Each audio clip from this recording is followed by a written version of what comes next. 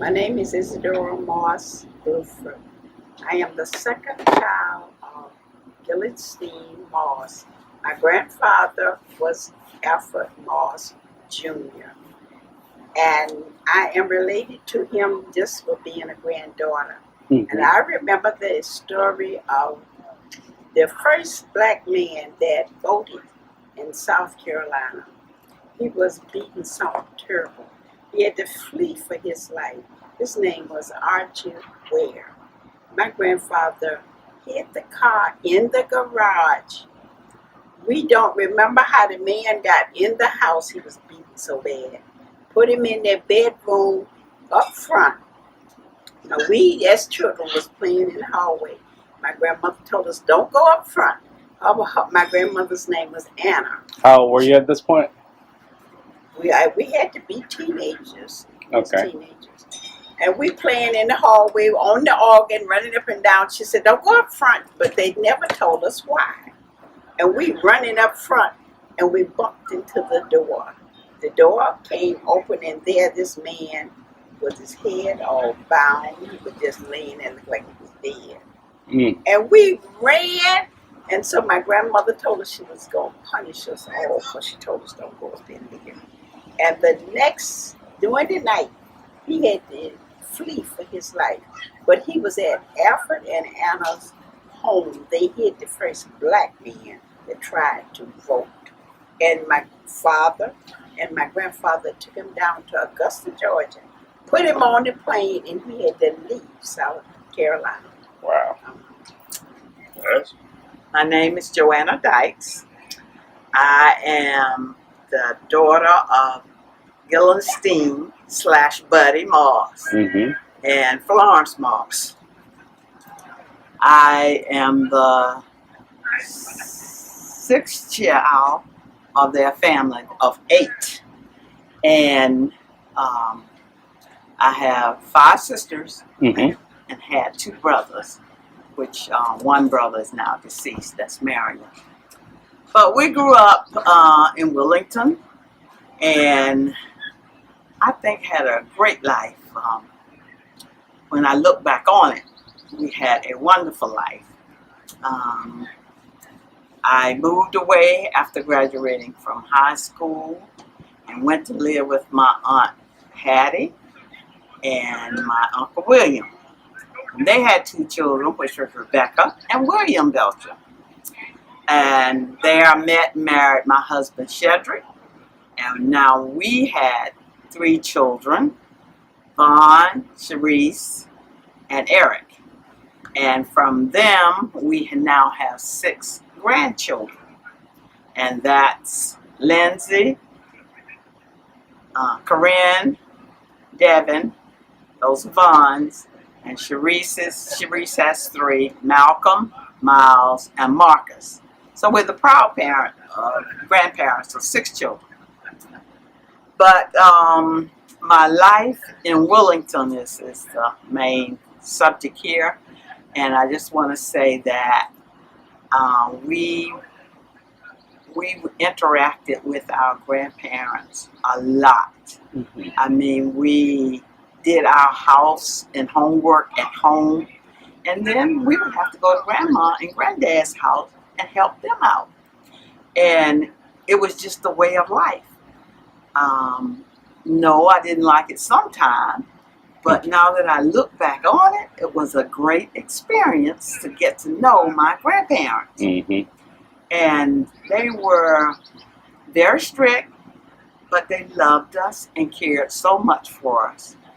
And by the way, I just want to say, next door, we had 8 children. Next door was my Uncle Neil and Aunt Thelma, and they had 9 children. So we were all always around family.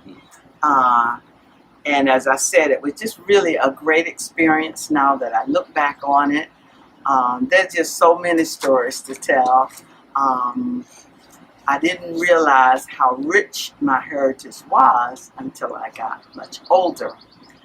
But I really can't think of anything special to tell, except my sisters and brothers always tease me about Grandpa Moss sending us out for wood. So one of the stories was that he always sent us out for wood, to bring in wood for the fireplaces.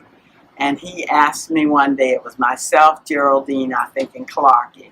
So he asked us, he said, well, where did you get that wood?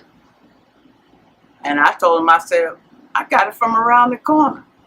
So he said, well, you better take it back around there. Very stern, because I did not address him as Grandpa or did not say anything as my elder. Ooh. So he was reprimanding me for just speaking out to him without addressing him Wow. as granddad, or, just saying what I should as to an older person. Wow. And that's one of the lessons I also would like to pass on to some of these kids. Address your seniors Yeah. as my aunt, my uncle, but always put a handle on it. And that's one thing that will always stick with me, how he reprimanded me that day. And Geraldine and Clarkie laughed till they fell out because of the way that he handled that. I was dumbfounded because I really didn't know what he was talking about at the time. Wow. He told me, take that stuff back around there. I started to proceed with taking the wood back when I realized what he meant.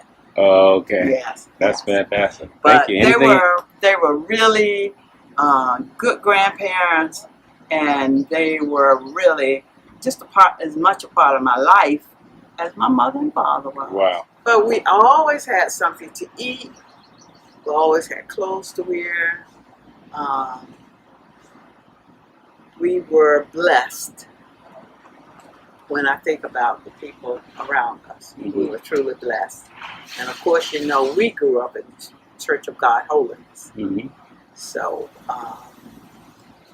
we were expected to adhere to the church and the things that the church taught us, Mm-hmm. which is a big part of my life today. Nice. Yes. And I just love being in this big family. Awesome. Okay. Thank you. Okay. My name is William Belcher. I'm the son of Hattie Moss Belcher, whose Hattie was the son of Alfred Moss Jr. also. Therefore, I am the grandson. Mm-hmm. And I have one sister, Rebecca, who's also the granddaughter of Alfred Moss Jr. And I recall what she's saying. We lived with Alfred Moss Jr. until we were 12 before we moved away from Philadelphia. And how we was youngsters, so therefore they didn't tell us a lot because back in those days, everything was kept to the chest. Sure. They didn't give you any information. It was always, go in the other room, so this is grown folks talk. And so you never found out a lot of things. And so we had to go search for things and find paperwork, or there was someone like her that, witnessed that knows that. And so we want to make sure we get it on record so it doesn't get lost. And what's your recollection of that story? Well, I was a little child, so I really didn't know as much as she knew. All I knew is he was in the house and we were not allowed to go upstairs. She said, don't you go upstairs. And when you're kids, when you say don't go upstairs, you know where we went. Upstairs, of course. And like she said, he was all bandaged up. And we didn't know what was going on, but all we know is that he was hid up there. And what I know this part now, they had people, they found out he wasn't dead. They were looking for him. And they had hounds searching. And Grandpa took him and hid him in the salt room. And I don't know if you know what a salt room is, a room where they cured beef in those days. They didn't have refrigeration. Sure. And so he hid him in there so they wouldn't smell him. Wow. And they didn't detect him during that time. And yes, you're right. I remember putting him in the back of a trunk. I didn't know where he went, but she knew more about it than I did. But yes, that is true. They left him and we never saw him again. Wow. Mm-hmm. True. Okay. I'd like to tell you a little story about how the home was purchased. It's a 10-room house, and my grandfather purchased the house, but he couldn't purchase it directly. There was no way they were going to sell it to him. And he had a friend called Mrs. McNair. Her name's all over the place, but what she did is she purchased the house, I think it was on May 6th of 1947, and then sold it to him on May 9th, 3 days later. And I probably they hadn't even registered probably. They hadn't even registered yet. But what she didn't do it out of the goodness of her heart. She bought the house for $3,500 and sold it to Al Moss Jr. for $4,000. She made $500 out of it. In a couple of days. In 3 days, that is correct. And one of the things, though, that no one ever looked at the deed once he purchased it. And it found out that included in the deed was the land to the township of Wilson, the land to the mayor's house, and the land to the electric company. Therefore, he owned it all. They were upset. Oh, Lord, yes. And they told him, they called him Al, Al, we're going to come up and hang you tonight. They told him. And so what happened is, I guess he learned that he got hold of her father, it was Uncle Buddy, Uncle Neil, and Charles. And they sit on the porch all night with shotguns. And I guess they never came. They said they rode, but they didn't. Yeah, they didn't come by. Yeah, they rode by, but they didn't come by. But being astute as Al Moss Jr. was, in the morning he got up and he went back and he donated the land to the town, back to the town, donated the mayor's land back to his house, and donated the electric company back to the electric company. And he got away with it. And so he was a very smart businessman. No question. The things he done was just amazing. He sold cattle and he sold cotton, and he belonged to, at that time, a very prestigious organization, the South Carolina Cotton Association. But of course, it was stamped in the top, colored. And the way they paid you in those days, they paid you bearer bonds. And what a bearer bond is simply they'll give you a bond, and when you want your money, you walk to them, and the bearer, which would be the Cotton Association, would have to pay you that point. They wrote him a letter and wanted to know why he wasn't collecting on his bearer bonds. And I don't know the end of that story because he never answered it in writing, but he never even collected the money on the bearer bonds. Yeah, he was something. Very good businessman. Right. And I tried looking at the film. All you saw was Tom Jones and 12 slaves, and Sam so and so with 15 slaves. No names. The slaves was not given. As a matter of fact, they didn't do any census. They didn't start counting slaves till 1870, and most of the states were against it. Right. And the federal government forced them to send it to the National Archives in Washington. Lo and behold, National Archives burned down to the ground. And some states kept copies, some didn't have any copies. So there's really nothing on African Americans until 2000, and that's the first census really that you can find now. You can't find anything before that on African American census. The census that took every 10 years, right? Because that's when they first started counting them by name. Well, let me ask you about this document that you went to the beginning of Al Moss Sr., which is 1851. Now, I'm particularly interested in this because, as you can see on my shirt, my name is Alfred Augustus Moss Jr.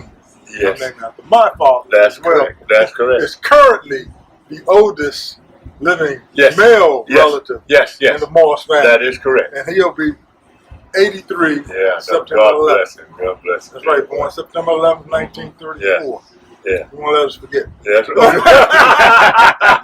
Okay. Yeah. All right. Good. Too. Now, in that, Al Moss actually that's how Moss Sr. was, and you can see his name was Moss, M-O-S-S. Stephen Moss, M-O-S-S. And he's actually from Georgia. Lincoln County is really just right across the border here. It's not far. I guess about 20 miles or so from here. McCormick. No, the bridge is right down you, not even to McCormick. Yeah, so it's the bridge you mainly come in here. But and then he escaped, and I'm guessing on the spot, he changed his name to Stephen. No, Stephen, I don't know. See, that's the problem. I know nothing of him. I can't find any records of him because that was before 1870. They have no records of anybody. Yes. The reason I know that it's Stephen because this is the death certificate of Al Moss Sr.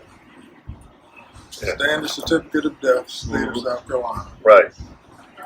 And Al Moss Sr. was married to a Terman, Caroline Terman, in the beginning. And she passed for unknown reason, I don't know. And then his sister, then he ended up marrying Caroline's sister, Harriet Terman, into the Termans. We printed this booklet in 2007, our first annual run And it's a shame. As I indicated, if I knew we were going to be doing this, I would have, tried to bring some updated copies and given them out. But to give you the hint, the future was saying that Al Moss Sr., he had 4 children. Arnold, Aunt Babe, Mary, which they call Babe, Alfred Jr., and Nancy. Alfred Jr. being Alfred Moss Jr., and Nancy Moss. And then Nancy Moss married a Brumsey Boyd, and they had 5 children. That's how we were kin to the Boyd's family. And like Arnold Moss was married to Viola Devereaux, and they had 3 children. Arnold Jr., on her death, he married Catherine Speed, and they had children. And Kitty, Maddie, they were more kids of Arnold Moss. And there was, like I say, Alfred Moss, and our order was Calhoun, Uncle Neil, Uncle Oliver, Uncle Buddy, Alfred, Ruth, and Hattie. My mother was the baby. That was the order in which they came in. And so I had written this earlier, as I said. Alfred R.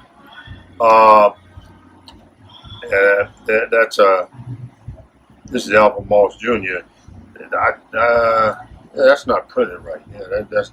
I got to tell you, I typed this. And that's not right. Yeah. Who did I miss here? Oliver Goldstein. I missed somebody. Oh, I got to tell you, Alfred R. Yes, it is true. They had a child that died, I believe, about 6 months ago, and it was Alfred R. was his name. And I don't, he is a baby. I don't know the reason he died or anything. That's who it was, Alfred R. And he died as a child. That I never knew. Yeah. And like I said, they didn't talk about it. Our family never talked about it. Everything was kept within. They didn't tell you anything. Because there's something else I have. So I'm going to say, with the exception of Alfred R., I knew all of them. Oh, right. Okay, yeah. And I'm 55 now. Yeah, but they didn't tell you those things. Mm-hmm. There's one other thing I don't have complete documentation on, but I have partial documentation. Going back to Alfred Moss Sr., it is said that after the first Terman wife died, that he went back over to Georgia and he had a child with a white woman. And of course, back in those days, the white woman was not going to keep the child, and he brought him back with him. And that's why Hattie came over and helped with the baby, and that's how they ended up getting married, the other sister of the Termans, and that's how he ended up marrying the second Terman.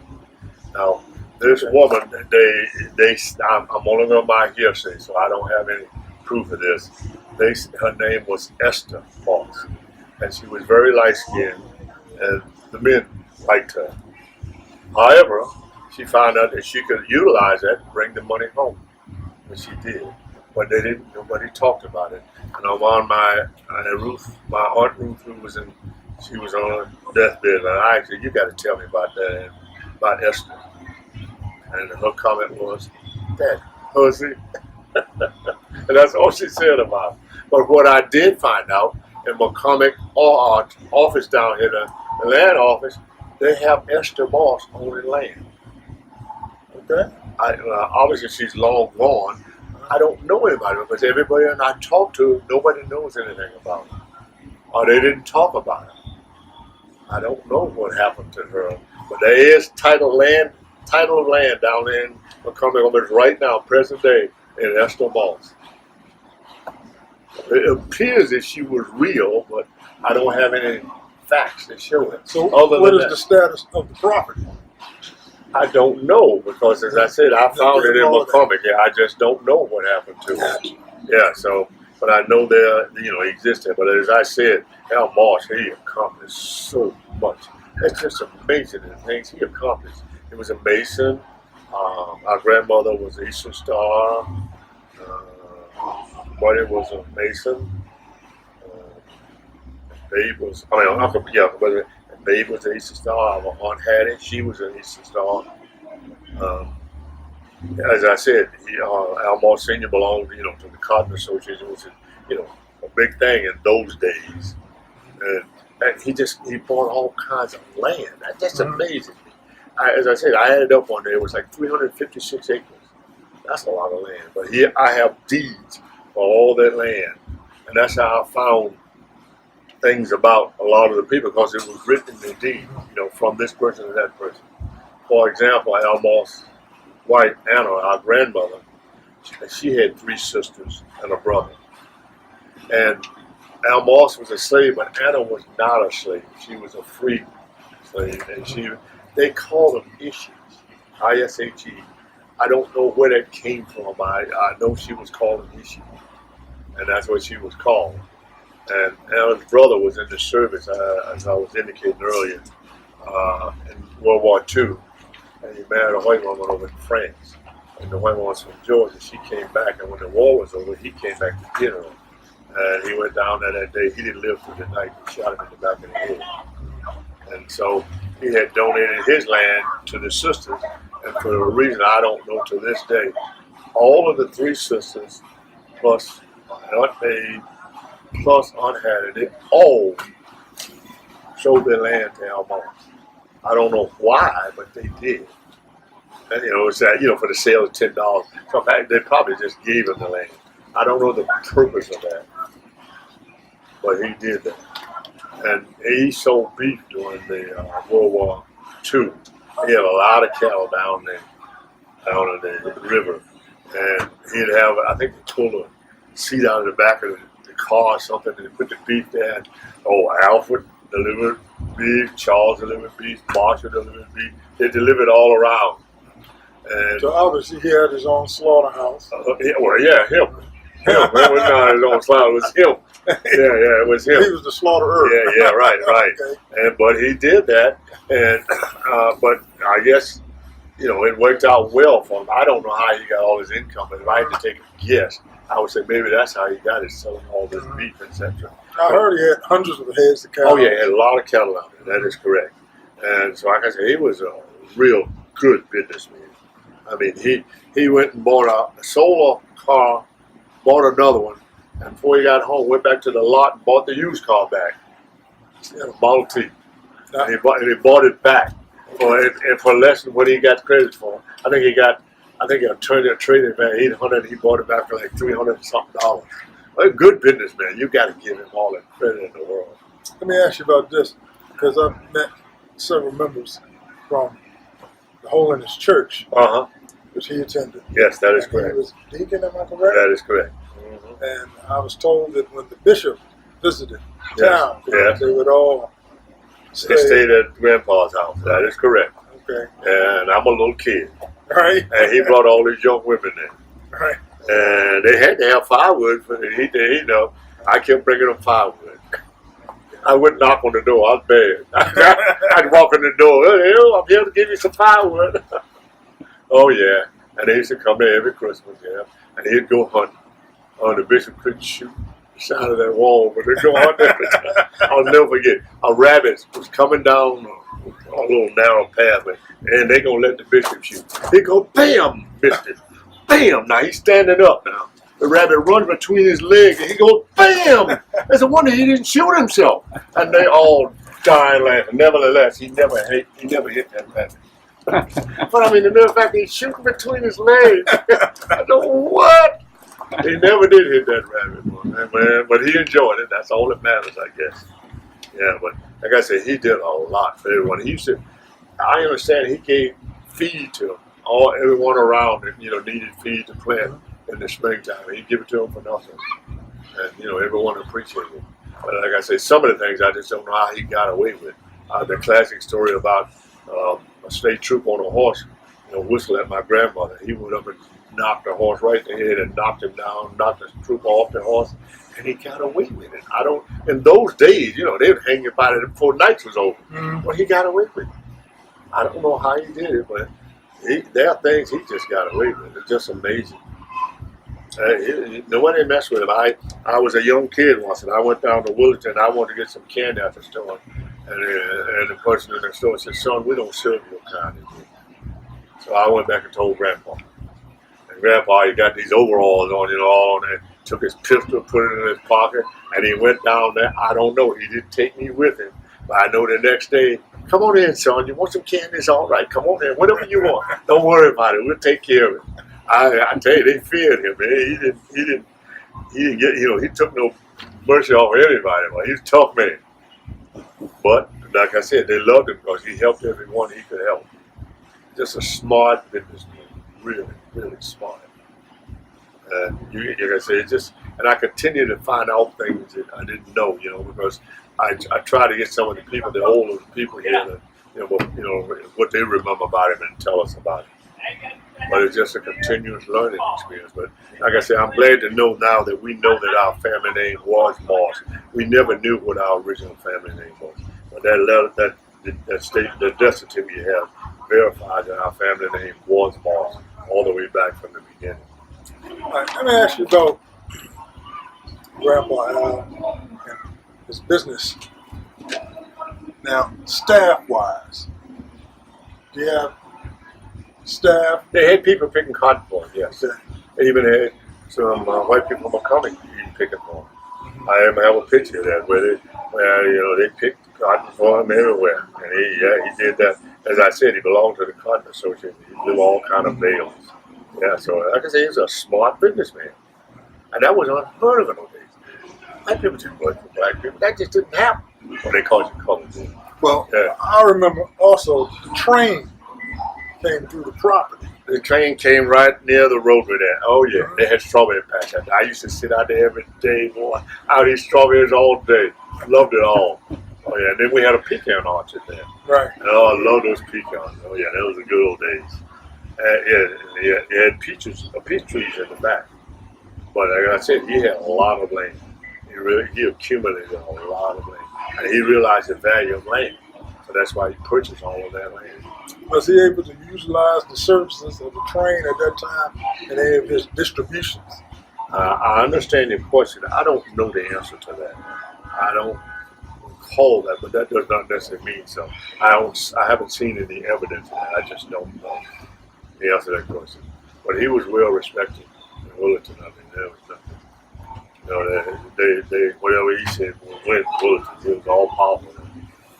I only memories of him when I came along. I was in his mid-60s, and he was elderly by then. Oh yeah.